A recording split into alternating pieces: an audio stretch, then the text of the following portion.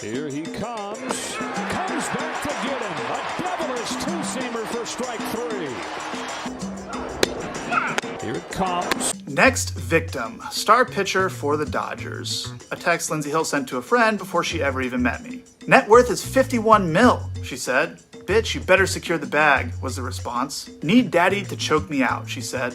Being an absolute whore to try to get in on his 51 million, read another text. When ex-MLB star pitcher Trevor Bauer released a video announcing the settlement of litigation with his MeToo accuser Lindsey Hill, the video went viral. In it, he made two important points. First, he said he managed to secure as part of the settlement agreement the right to talk about the litigation going forward. And second, he highlighted some damaging evidence that seriously called into question her allegations. Text messages that appeared to reveal a forethought plan to ruin his life and take all of his money, and a selfie video from the morning after one of the alleged encounters where she later said that she was given 2 black eyes, a beaten lip, scratches on her face, and a cracked skull. Perhaps even more surprising to me is the fact that just days after Bauer released this video statement, Hill herself went on 2 podcast interviews. I watched these interviews wanting to see what she would be providing of her perspective on the case and to see how she might present to a hypothetical jury. But when I watched her in each interview, something didn't sit right with me. You can call it a vibe, maybe a feeling. I couldn't quite put my finger on it until I dug deeper into the case and found that it all had to do with one emotion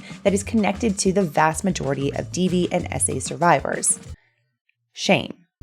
In this video, we're going to go over some of the detailed evidence that came out of this case, as well as some statistical data on DV cases in general, to talk about how Hill's relationship with shame seems to give the appearance that she's cosplaying as a DV survivor. Let's get into it.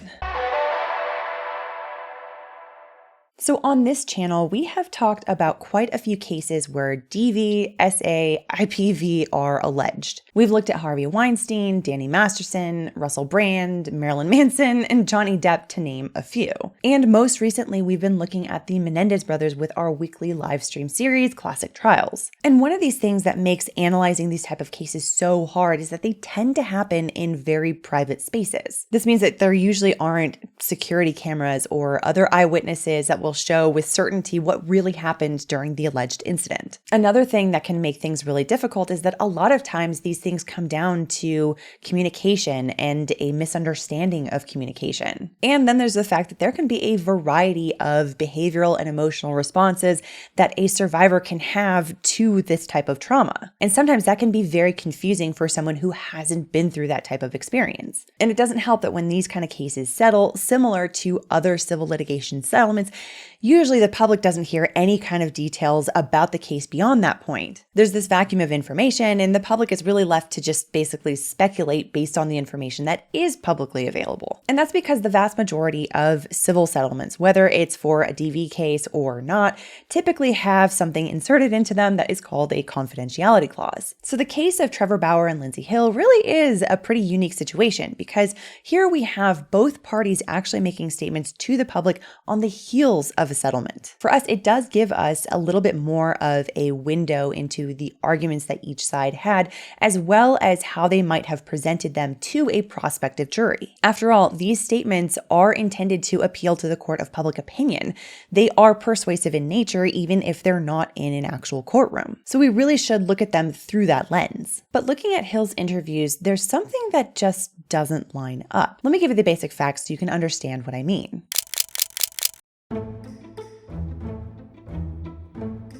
If you don't know who Trevor Bauer is, he is a professional baseball player. In 2021, he was in the MLB. Specifically, he'd just been traded to the LA Dodgers, where he contracted to play for 3 years for $105 million.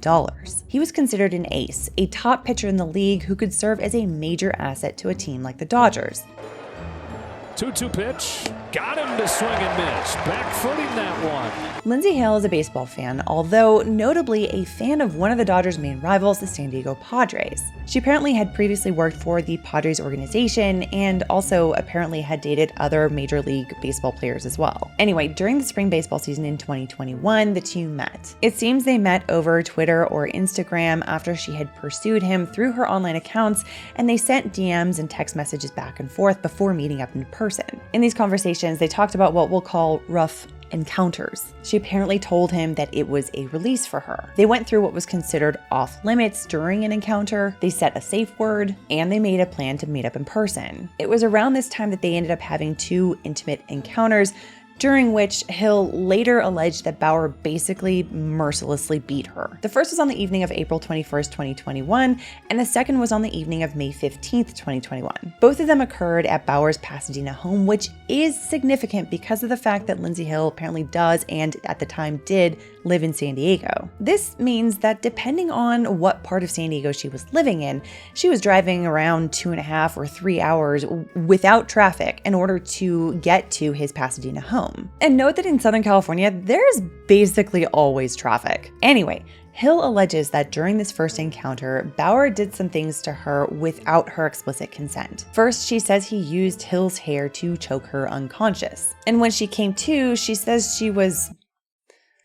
How do I put this in a way that it's going to be YouTube friendly and keep this video monetized? Let's just say that she alleges he was coming at her from behind. And that when she realized what was happening, she asked him to stop and he immediately complied. Now, on the night of the second incident a few weeks later, she says that it was even worse. She alleges that Bauer once again used her hair to choke her unconscious multiple times, and that this time when she awoke, he was punching her in her face, in her groin, and her behind. The morning after the second encounter, the May 15th encounter, she says that she went to the police and then also went to the hospital for treatment. And I will say that this is something that does help her case. DV survivors are often criticized if they don't go to the police or if they don't get medical treatment to get some kind of objective paper evidence to document the injuries and the allegations in a timely manner. And here, her medical record does show that she sustained some real injuries. There are photos showing she did in fact have 2 black eyes, that she had scratches down the side of her face, and a bruised lip after that May 15th incident. And there are notes from doctors concluding that she had some pretty bad head trauma based on their examinations. So looking at this objectively, I think it is safe to say that she did in fact sustain injuries to her body. But it's important to note that these medical records can't conclude how she got those injuries. And equally importantly, they can't conclude whether or not she actually consented to the activities that resulted in those injuries. So around a month after the second encounter, Hill decided to file a petition for a restraining order with the Los Angeles County Superior Court. And this is where the allegations go public and Bauer basically loses his entire career. Because sure enough, in July 2021, the MLB placed Bauer on administrative leave and later suspended him for 2 whole years. An arbitrator later reduced that to 1 year, which is still the longest suspension like this in the history of this player agreement. Eventually though, the judge in LA County Court denied Hill a permanent restraining order, and months later, Bauer sued Hill primarily for defamation. And Hill later countersued Bauer for claims of battery and sexual battery. The case then went into the discovery phase, which is the phase where both sides are demanding evidence and taking depositions and all kinds of other information from each other. It's during this phase that Trevor Bauer learns about the incriminating text messages that Hill shared with her girlfriends, as well as the selfie Snapchat video she took from his bedroom the morning after the May 15th encounter. Then earlier this month, the two settled the case, and here we are. Now, I want to say one more thing about Trevor Bauer and his history here, because this is something that tends to be brought up in these conversations. I'm not going to go into detail about it because it's honestly beyond the scope of this video. But I do want to note it because it could have been a factor in the MLB's decision to suspend Bauer for as long as it did.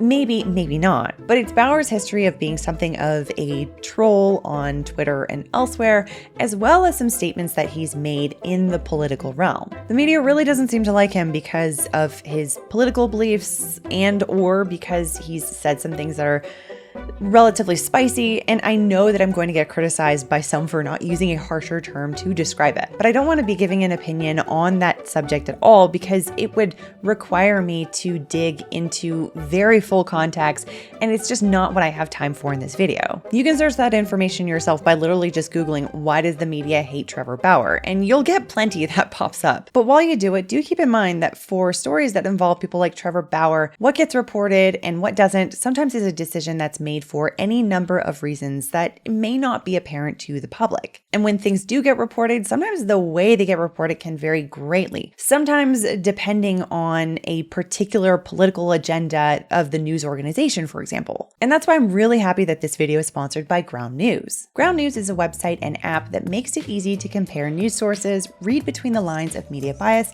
and break free from algorithms. Just look at the coverage on the Trevor Bauer story. It was covered extensively by 34 news outlets. 39% of these sources lean left, only 26% lean right. Ground News gives a detailed breakdown showing where each of these sources fall on the political spectrum, and you can even see who owns these news sources. You can also read brief summaries and compare the headline for each reporting outlet. But my favorite part has to be their new comparison feature, which highlights key differences between left and right reporting. As you can see, for the story on Trevor, left-leaning sources tend to focus on the settlement and his desire to move on, while right-leaning sources focused on his suspension and denial of the allegations. What's not to love about this product? Their website gathers news articles from all over the internet on any given topic and gives them a few different types of ratings. One is political bias. Ground News uses 3 independent news monitoring organizations to determine how right or left-leaning the news organization is, so you can see if it's being given any sort of slant. Then it also gives a factuality rating, which determines how reliable the reporting practices of the news outlets are when covering the story. This takes into account things like credibility of sources,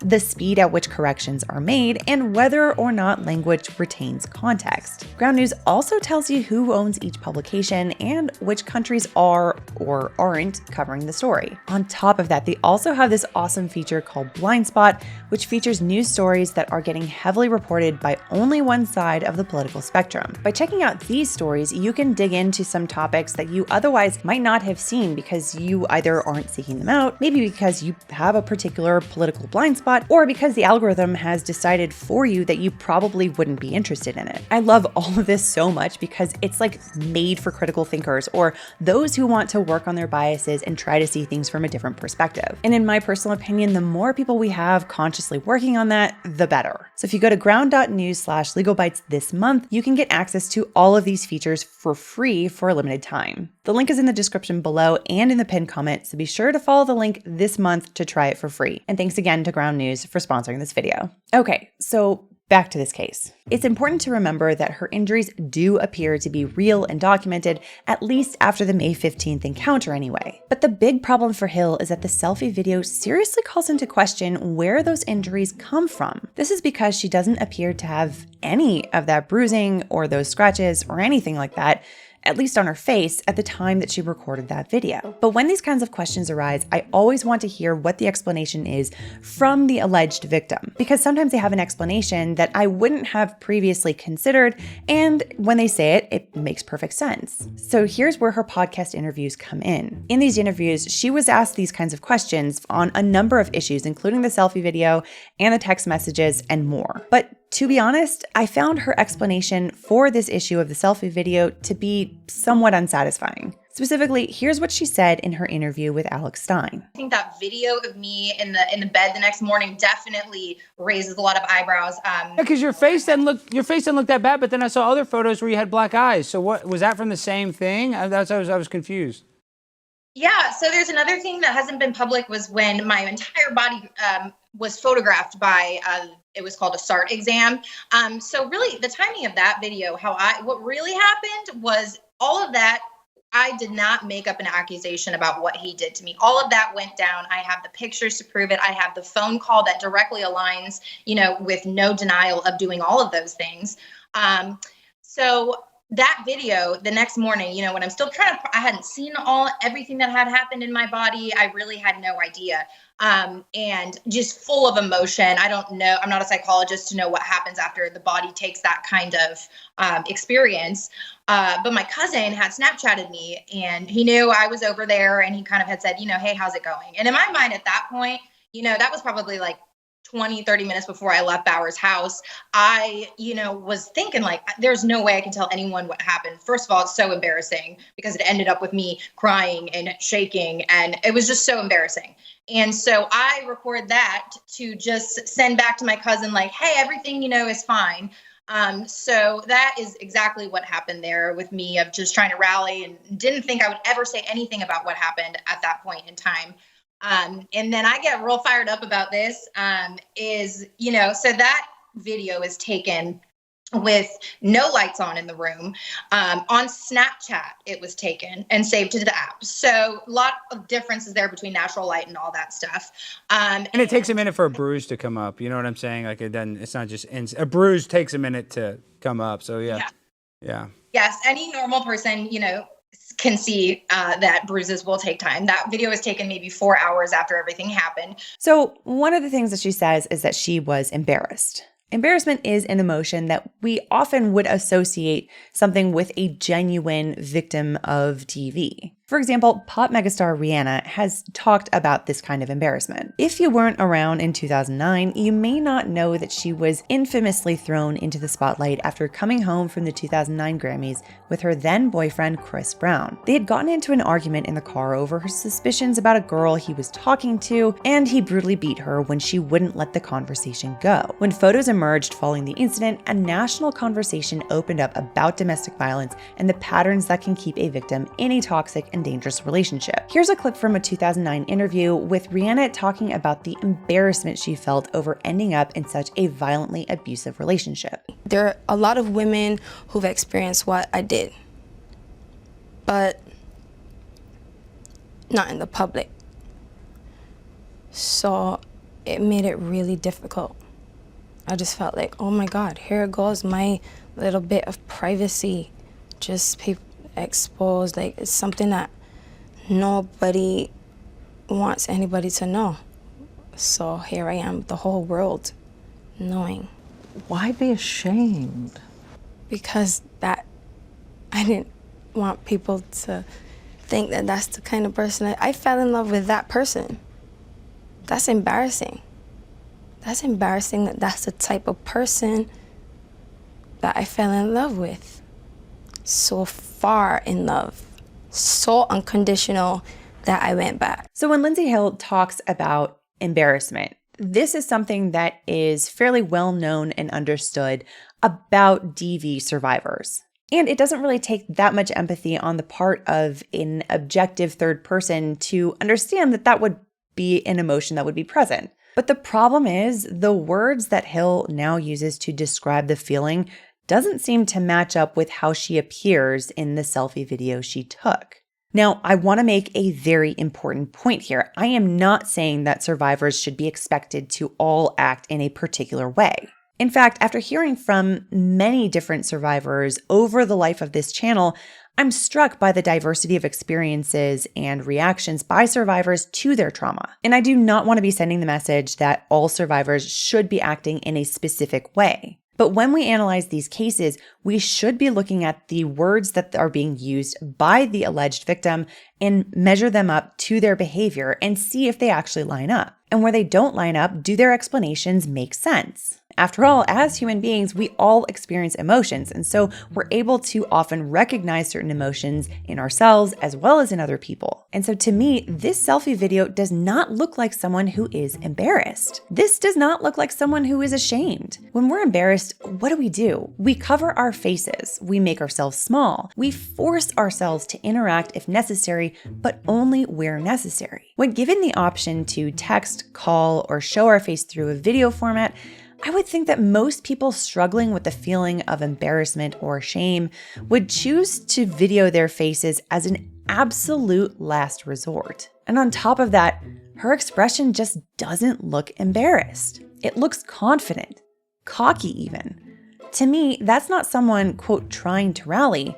That's someone relishing an accomplishment after the rally. Now, in these interviews, she also gave an explanation for this expression when she says that she had been beaten up so badly the night before. She says she hadn't seen everything that had happened in her body. That video, the next morning, when I'm still I hadn't seen everything that had happened in my body. I really had no idea. But the problem with this is where DV even involves very physical wounds, the part that is the most harmful is the emotional wound. The experience of someone taking away your own control and autonomy over your own body is, at the heart, the most traumatizing aspect of the abuse. Here's Rihanna again talking about this aspect of it. The thing that men don't realize when they hit a woman, it's The face, the broken arm, the black eye, it's gonna heal. That's not the problem. It's the scar inside. You flash back, you remember it all the time. It comes back to you whether you like it or not, and it's painful. So I don't think he understood that. So looking back at Hill's response to this question about her expression in the selfie video, it's perplexing that she says that she wasn't yet tipped off that something was wrong because she wasn't fully aware of the extent of her physical injuries. If she hadn't consented to the acts that caused those injuries, I would think it shouldn't matter what her body looked or felt like in that moment. She would be waking up knowing that something was horribly wrong because someone the night before had ripped away a piece of her autonomy. She might have been feeling a wide range of emotions that morning, but confidence and cocky are not any of them. I would think that there would be at least a whisper of awkwardness or discomfort. And like I said, that's not what I see here. Now, like I said before, I want to caution people from going down the road of thinking that all DV and SA survivors need to act in a specific way. Survivors have a plethora of ways that they respond to trauma, and this often translates to some of their behavior in the wake of the trauma as well. We would do well to remember that there are many different ways that survivors can react to their trauma. As an example, some people take years before they can even approach the R word because it's such a heavy word to apply to their history. Others will do the exact opposite, though. They'll confront the word head on immediately when talking about it to try to take back what was taken from them. Then, of course, there are those who may fall in between. But one thing that does appear to be common among the vast majority of DV and SA cases is the appearance of shame following the incident. It might take a variety of shades or forms, but still there will be a presence of shame somewhere in the picture. In fact, there are countless studies that dig into DV and IPV that conclude that shame is a key aspect of the suffering that results from SA, and that it's one of the main reasons it has a high rate of underreporting. But what exactly is shame? Here's professor, author, and social science researcher Dr. Brené Brown on the subject. Brown is known for her extensive work on shame, vulnerability, and leadership, and exploded onto the public stage when she did a TED Talk on the subject over a decade ago. So define it. Is it what we all think shame is? You know, it's, by definition, I think what emerged from the data for me is it's the deeply painful feeling or experience of believing that we are flawed and somehow unworthy of connection, love, and belonging. And everybody experiences this. Everybody, it's a universal emotion. Is it different from guilt? Very different from guilt. So shame is really a focus on self, while guilt seems to be a focus on behavior. So shame, I am bad. Guilt, I did something bad. So shame is a universal emotion. It's something that every single one of us has felt at some point in our lifetime. And when someone opens up about their shame to us, it gives us the opportunity to show the vulnerable person empathy. This is how connection is built, and connection is the basic foundation of human civilization. But the thing is, it has to be an authentic showing of vulnerability. If it's not, we often have the ability to detect it because, well, we've all experienced it at some point. Sure, there are con artists and narcissists and others who can fake these kinds of things, so we can be duped from time to time. But on the whole, I think that most people in most circumstances can detect these kinds of things for authenticity. Now, the feeling of shame is often responsible for a lot of the ills that will plague a DV survivor following an abusive incident. This includes, like I mentioned before, lower rates of reporting, but also includes staying in an abusive relationship and remaining vulnerable to multiple abusive incidents. And in this interview, Hill was asked about why, if she was abused so badly in the first encounter, she went back a second time. Why make the 2.5 to 3 hour trip from San Diego all the way to Pasadena to go see him if she had already been abused the first time around? It's a fair question, especially given the texts that she had sent him in between the two encounters, talking about how much she enjoyed being totally choked out during their first encounter. Then again, it's a question that could have a good and reasonable answer. Here's what she had to say. So you said in court that he sexually assaulted you on 2 different encounters, and you say the first time that you say he choked you unconscious. Clearly the insinuation is you didn't like it, because now you're calling it an assault, but why did you make the drive back to LA to meet back up with him a second time if this man had just assaulted you by your own account? I think that's a really good question. How I phrased it and how I in the past is that I was so embarrassed by the first encounter that I felt something, deep in me to go and take the power back and to be better and to be what he wanted in a sense. And so I don't know. There's been a lot of, through all the processes, witness experts on the psychology of what happens when you are assaulted, XYZ. But there was something in me that felt like I needed to make it better in a sense. Okay. But you texted Trevor before you met him, telling him you liked rough sex. Then you texted him after your first sexual encounter with him, which you now call an assault. And according to court records, you told him after that sexual encounter that you had, quote, never been more turned on in your life. That's not really something that someone says when they were just assaulted. I think it's a super valid question. Everything you're asking me is a super valid question. I agree. That's why I'm asking them. Totally. And I think that I'm not, that's what expert witnesses are for in court in terms of the psychology behind that and responses to abuse and things like that. But like I said, I was just trying to make myself feel better about myself after what had happened the first time. Now, make no mistake, this is not an off-the-cuff conversation that just happens to be recorded. She has undoubtedly been prepped either by her legal team or perhaps a PR team or maybe both for this interview. And this is the answer that she gives, knowing ahead of time that she's likely going to be asked a question like this one. And to be honest, I have a problem with this answer. She kind of ducks it and says, well, that's why it would be good to have an expert witness available to explain my psychology. Expert witnesses can be a great supplement to explain behavior, but they can never replace a lay witness's testimony on what they directly experience themselves. In other words, we can have all kinds of experts explaining the psychology, generally speaking, of DV survivors, but we still need to hear an explanation from the person who is making the allegation. If you ask a real DV survivor why they went back to their abuser, they will have an answer. They may struggle or stumble through it, but they can give some emotional answer as to what they were thinking going back to their abuser. For example, here's Rihanna again, talking about why, for a period of time, she went back to Chris Brown after his brutalization of her went public. But go back to him is exactly what she did. March 1st, just 3 weeks after the incident, she flew to be with Chris Brown in Miami. Her fans were thrown. And there were also messages from some fans, some young girls, who said they were being hit and hurt too. Down in Miami, Chris Brown seemed to be so relieved she was back with him, even exuberant to have everything the way it was. And did you think that was it? You were going to be back together again? I actually didn't know. I actually did not know. I went through a host of emotions. Did you tell him you forgave him?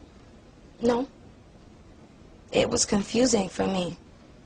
I was still attached by love, but I wasn't thinking about the reality of the situation. I felt like I built this empire and the man that I love beat me, and because I'm going back, I'm going to lose it? No.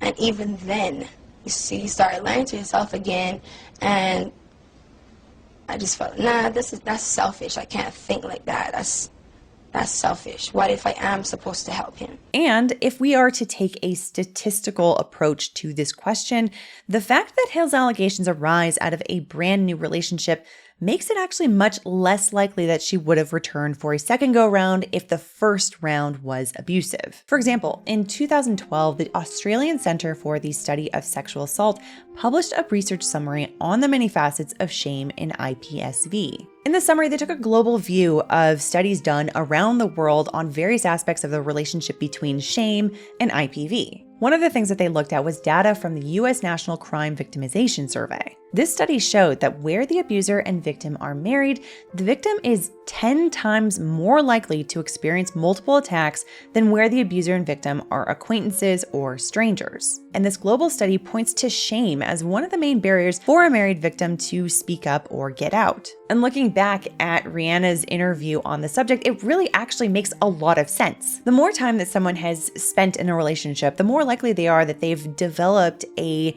profoundly deep attachment to the relationship and to the other person, and the harder it is to prevent repeat attacks. Although Rihanna and Chris Brown were never married, they did start their relationship very young as teenagers. Rihanna described the relationship as something of an emotional island of playfulness and innocence where they could get away from a serious world of adults and business and industry. Had you been in love before? Was he your first big love?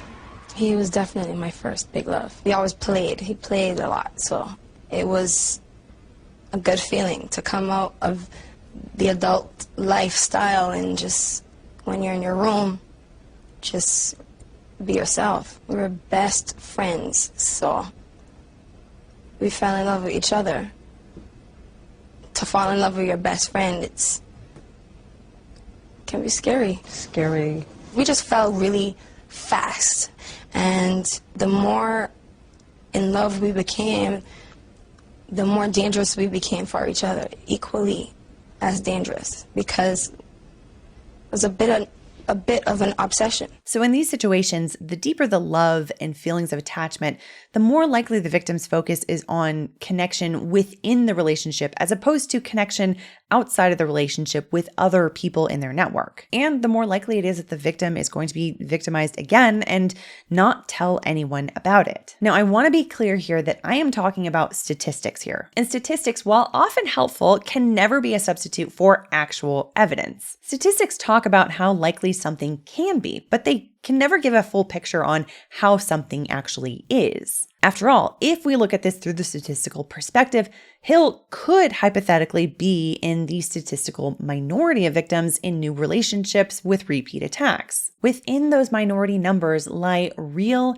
actual cases where things do happen, even if seemingly unlikely. But that's where we can also look to another area where shame shows up, and its use of shame as a weapon. According to this global summary, shame can be sufficiently overwhelming to render a person powerless and to diminish their sense of self and status. As a result, abusers can use this shame to wield coercive control of the victim and to enhance their power in the dynamic of the relationship. So in cases where there's an allegation of multiple incidents of abuse in a new relationship, coercive control is one of those things that we can look for to see whether this is the kind of situation where a victim could go back despite the fact that they have already experienced some abuse and some trauma. So what did the relationship dynamic look like between Trevor Bauer and Lindsey Hill? I already mentioned the physical distance between their homes, but we also actually are able to analyze the actual dynamic between them because there does exist a published recording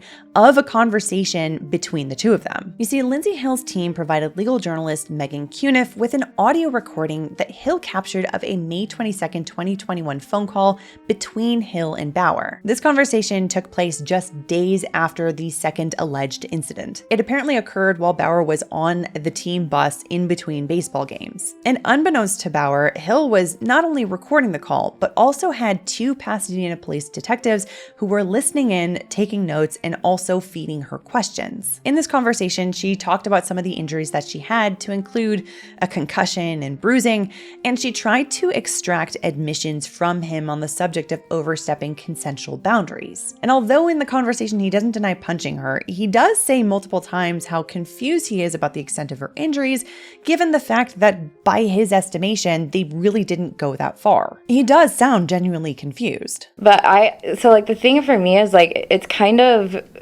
blurry for me, obviously, because I was coming out of in and out of consciousness. But so I did ask you to hit me. Yeah. Yeah. Okay. I'm just I'm trying to wrap my head around it because obviously I'm just in a lot of pain, and I don't remember specifically asking you to hit me. And I mean that did you mean to hit me that hard? No, I didn't. that's why it's confusing, because I didn't feel like I hit you that hard, Yeah. And certainly, like, I checked on you multiple times, like, hey, do you want to stop? Are you okay? And, like, you said, like, to keep going, so I just was trying to, like, follow your lead on it, but, like, I don't want to,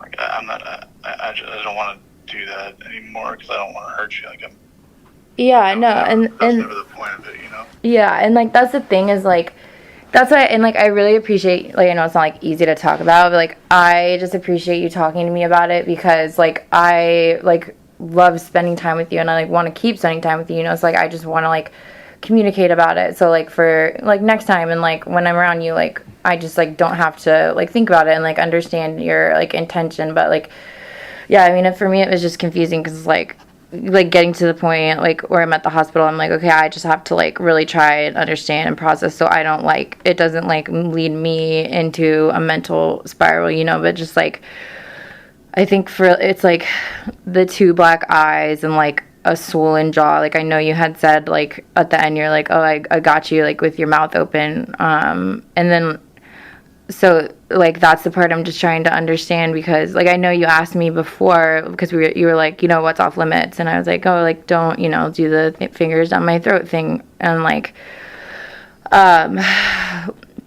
like, I know it's, like, I guess, I'm just trying to wrap my head around it, I guess, and, like, I don't really, like, what did we talk about beforehand in terms of boundaries? Like, what was your, like, understanding? Just, so, like, we can be on, like, the same page, like, moving forward. But I just want to know, like, what you thought was, like, okay. You know what I mean?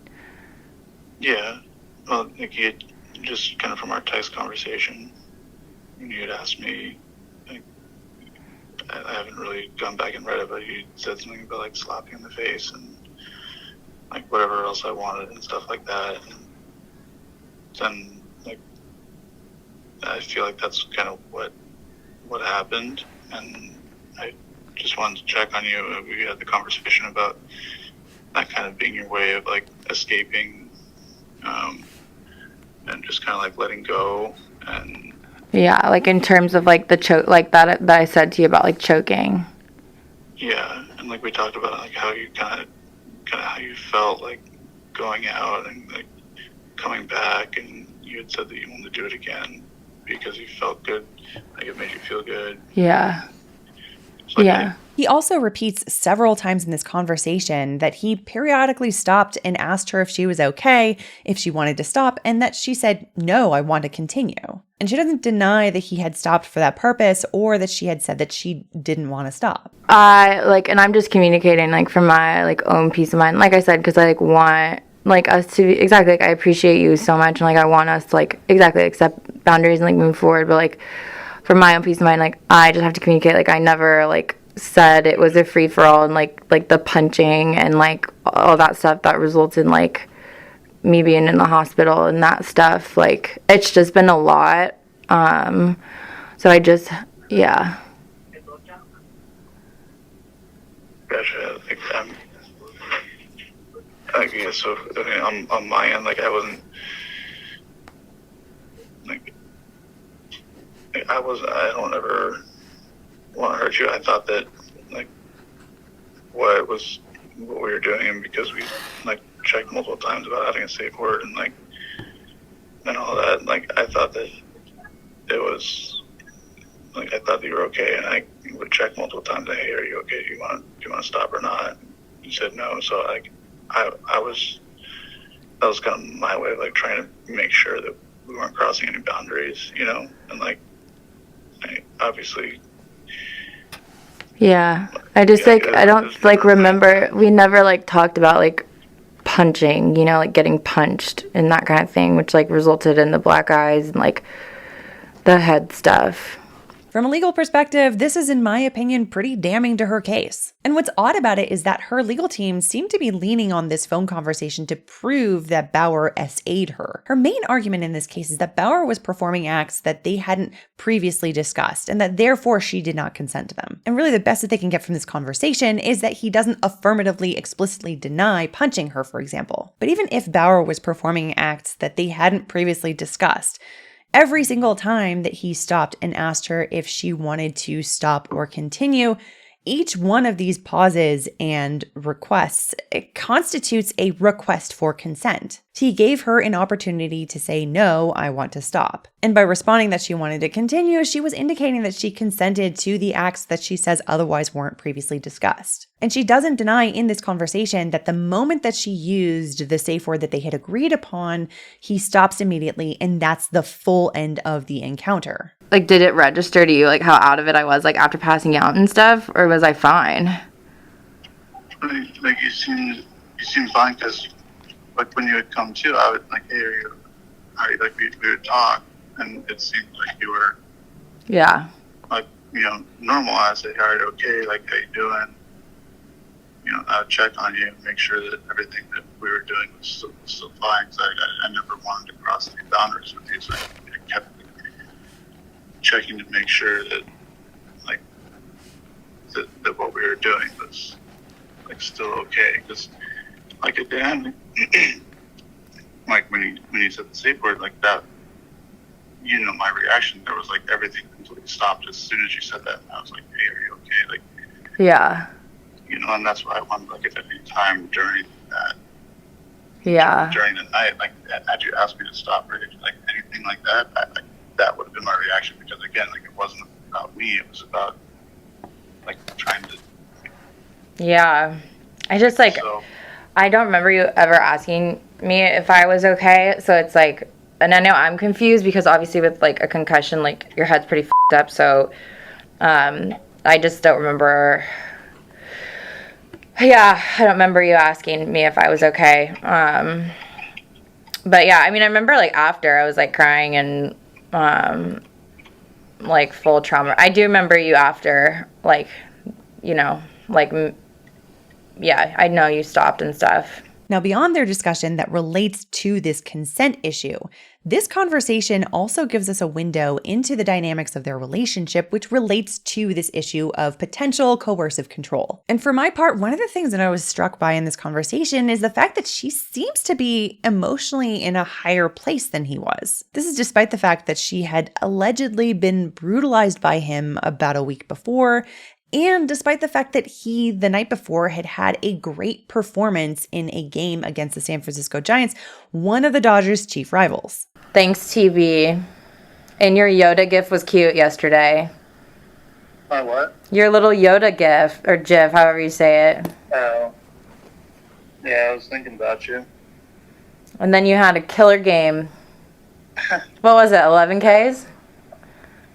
Yeah, it was an okay night, but obviously not as important as what's going on with us, so. But another thing that struck me was how Bauer multiple times seemed to take a submissive role to Hill in this conversation. Specifically, he indicated multiple times in this conversation that he would like to follow her lead as to how to proceed from that point. To put a finer point on it, it doesn't sound to me like he's exerting any kind of coercive control here. To the contrary, it sounds like he's actually providing a space for her to process and heal while communicating empathy and support and allowing her to define what that support should look like. Do you want me to continue, like, checking on you? Or do you want me to leave you alone? Just, how do I... Yeah, no, I mean, yeah, no, I would love, like, obviously, you're important to me, so I would love for you to check in. If I don't reply, it's honestly because I'm sleeping or, like, trying to figure my life out, but mostly I'm just sleeping all the time. Also, remember how Lindsey Hill tried to get a permanent restraining order against Trevor Bauer in June 2021? Well, the conclusions by the LA County Superior Court judge overseeing that petition only helped to confirm this idea that Bauer was not exerting coercive control over Hill. Specifically, Judge Diana Gould-Saltzman denied Hill a permanent restraining order for multiple reasons. First, the judge concluded after an evidentiary hearing that Hill had set limits with Bauer without fully considering all the consequences and that Bauer did not exceed the limits. And second, the judge said that in the petition, Hill had seriously overstated the extent to which Bauer was trying to contact her after the second encounter, so a restraining order wasn't really necessary. While I would not say that this conclusion is definitive on its own to say that there's no coercive control here,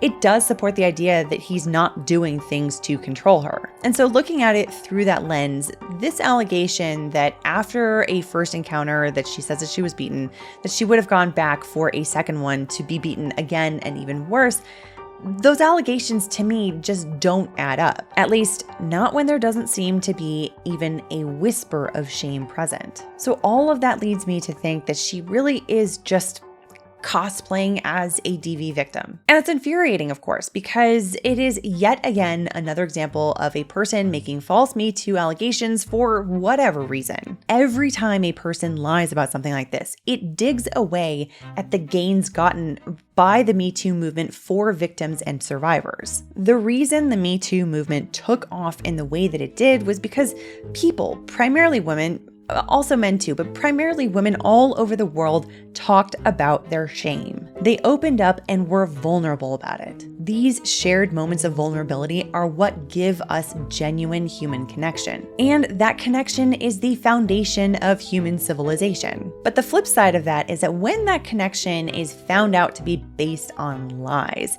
it's a violation of that shared vulnerability and by extension, a violation of trust. This violates not just the real victims and survivors who have shared their vulnerabilities. It also violates the trust of the public, which had come to a new understanding of a previously hidden or unspoken problem in our society. False accusations erode public trust in true victims and true survivors when they come forward and speak with genuine vulnerability as to their experiences. So the next time someone comes forward with an allegation, the question then becomes, will they be heard out or will they be summarily dismissed? My hope is that with each case, we will be able to properly analyze them and arrive at the truth with a capital T. But those are my thoughts. What do you think? Is there something I missed? Is there something I got wrong? I know that this is a super sensitive subject, and so my greatest hope is that I was able in this video to give it the proper treatment that it deserves. But either way, let us know in the comments down below because I want us all to be learning and developing in this topic, myself included. Otherwise, I hope you enjoyed this or at least found it interesting or informative. And if you did, I would love it if you could hit the like button. It does help us with the YouTube algorithm gods. And if you're new here and you want to see more stuff like this, be sure to hit the subscribe button and the notification bell so you can find out when the next video is uploaded. See you in the next one.